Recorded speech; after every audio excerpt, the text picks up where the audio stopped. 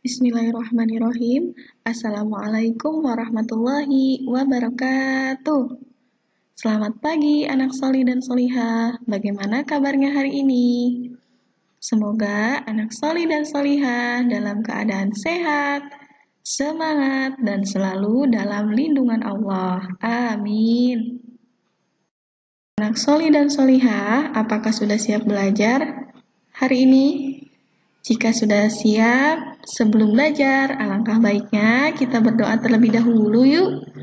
Sikap berdoa. Tangan diangkat, kepala ditundukkan, berdoa mulai. Bismillahirrahmanirrahim. Rabbi zidni ilman, warzuqni fahman. Amin. Adapun tujuan pembelajaran hari ini yaitu Bunda berharap anak soleh dan solihah dapat mengetahui syarat, rukun, dan sunnah wudhu dengan benar.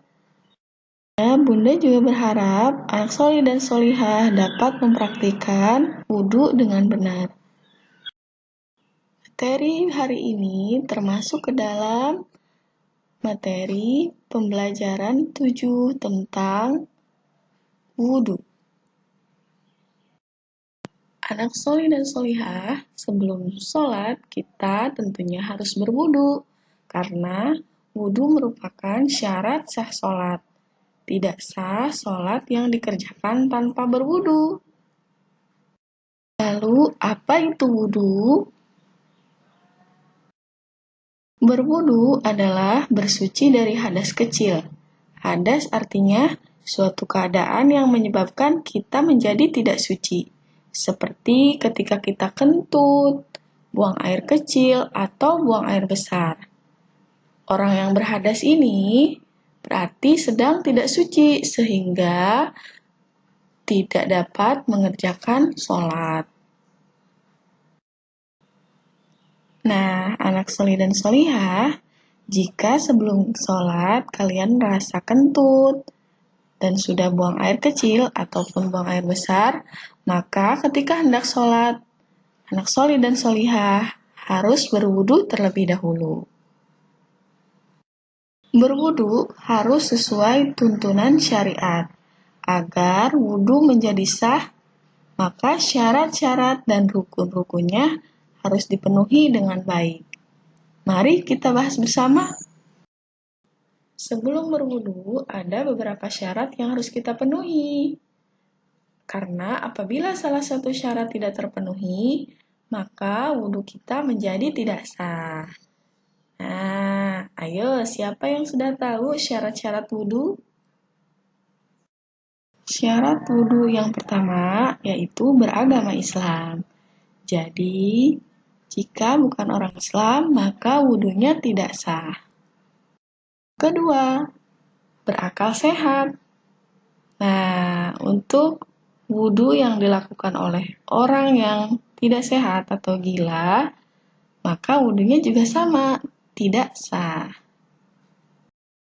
Yang ketiga, tamyiz. Tamyiz artinya dia sudah dapat membedakan antara yang baik dan juga buruk. Yang keempat, berniat. Niat ini letaknya di dalam hati, tidak diucapkan dengan lisan. Syarat wudhu yang selanjutnya yaitu menggunakan air yang suci dan menyucikan. Selain suci dan menyucikan, air untuk berwudhu harus halal, bukan hasil mencuri. Yang selanjutnya, bersuci dari najis. Setelah buang air, anak solih dan solihah, kita wajib bersuci ya dari najis sebelum berwudu. Yang ketujuh, kulit tidak tertutupi benda apapun. Air wudu harus benar-benar sampai ke kulit kita. Selanjutnya, rukun-rukun wudu. Mari kita bahas kembali. Anak bunda yang solihah, apa sih itu rukun wudu? Iya, benar. Rukun wudu ialah hal-hal yang harus kita kerjakan ketika kita berwudu. Apabila ada satu hal yang dilewatkan dengan sengaja ataupun tidak sengaja, maka wudhu kita menjadi tidak sah. Nah, rukun wudhunya apa aja ya? Yuk kita bahas kembali.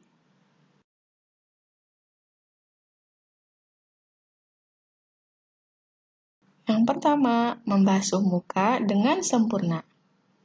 Membasuh artinya ada air di bagian muka yang dikenakan air. Nah, anak solihah, coba perhatikan gambarnya ya. Bagian mana saja yang harus kita basuh? Yang kedua, membasuh kedua tangan sampai siku. Rukun yang selanjutnya yaitu mengusap seluruh kepala. Yang keempat, membasuh kedua kaki beserta kedua mata kaki. Coba anak solihah perhatikan gambarnya ya. Yang kelima, tertib. Tertib ini artinya ketika kita berwudu, kita melakukannya secara berurutan dari rukun yang satu ke rukun yang lain. Yang terakhir, muwalah. Muwalah yaitu terus bersambung atau tidak ada jeda waktu yang lama antara rukun yang satu dengan rukun yang lain. Pembahasan selanjutnya mengenai sunnah-sunnah wudhu. Sunnah wudhu artinya adalah perbuatan-perbuatan yang pernah dicontohkan oleh Rasulullah SAW ketika beliau berwudhu. Mari kita bahas bersama apa saja sunnah-sunnah wudhu. Sunnah wudhu yang pertama yaitu bersiwak atau menggosok gigi. Sunnah yang kedua, ketika kita berwudhu, disunahkan untuk membaca basmalah. Bismillah. Yang ketiga, membasuh kedua telapak tangan. Keempat, berkumur-kumur 3 kali. Kelima, istinsyak dan istinsar. Istinsyak artinya memasukkan air ke dalam hidung, sedangkan istinsar artinya mengeluarkannya kembali. Selanjutnya, membersihkan sela-sela jari tangan dan kaki. Ketujuh, mengusap kedua telinga. Yang diusapnya yaitu telinga bagian dalam dibasuh dengan jari telunjuk dan bagian luarnya dibasuh dengan ibu jari. 8. Mendahulukan anggota wudhu yang sebelah kanan.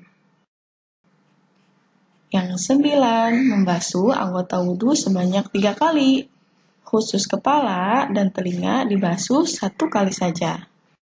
Yang terakhir yaitu berdoa setelah berwudu. Asyhadu an la ilaha illallah wahdahu la syarikalah wa asyhadu anna Muhammadan abduhu wa rasuluh. Soli dan solihah, sekarang sudah tahu ya apa saja syarat, sunnah, dan juga rukun wudu. Mari kita praktekkan wudu.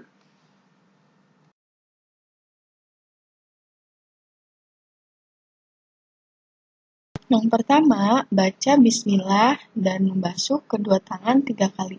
Bismillah. Lalu memasukkan air ke hidung 3 kali. Caranya yaitu ambil air pakai tangan, lalu masukkan ke hidung, kemudian keluarkan kembali. Yang ketiga, membasuh muka 3 kali. Membasuh artinya ada air yang mengalir di bagian yang sedang dikenakan air. Nah, coba perhatikan bagian muka mana saja ya yang harus dibasuh air. Yang keempat, membasuh kedua tangan sampai siku. Caranya yaitu dengan membasuh tangan dari ujung jari sambil menyela-nyela jari sampai di atas siku. Hal ini dilakukan untuk memastikan siku telah dibasuh seluruhnya. Kemudian membasuh ke seluruh lengan mulai dari tangan kanan 3 kali, kemudian tangan kiri 3 kali. Yang selanjutnya, mengusap kepala dan telinga. Mengusap itu artinya cukup air yang menempel di tangan yang dikenakan ke bagian anggota wudhu. Untuk membasuh telinga, caranya yaitu telinga bagian dalam dibasuh dengan jari telunjuk dan bagian luarnya dibasuh dengan ibu jari. Kemudian membasuh kedua kaki sampai mata kaki dengan cara menyela-nyela jari dengan jari kelingking. Dimulai dari kaki kanan 3 kali, kemudian kaki kiri 3 kali. Lalu yang terakhir membaca doa. Nah, alhamdulillah anak solihah, untuk praktek wudhu sudah selesai. Jangan lupa anak solihah praktikkan di rumah ya. Alhamdulillah, pembelajaran hari ini sudah selesai. Bunda dan Yanda berharap anak solih dan solihah dapat memahami apa yang sudah Bunda sampaikan. Sampai jumpa di video pembelajaran berikutnya, anak solih dan solihah. Mari kita tutup dengan membaca doa kafaratul majelis. Subhanakallahumma wa bihamdik asyhadu an la ilaha illa anta astaghfiruka wa atubu ilaik.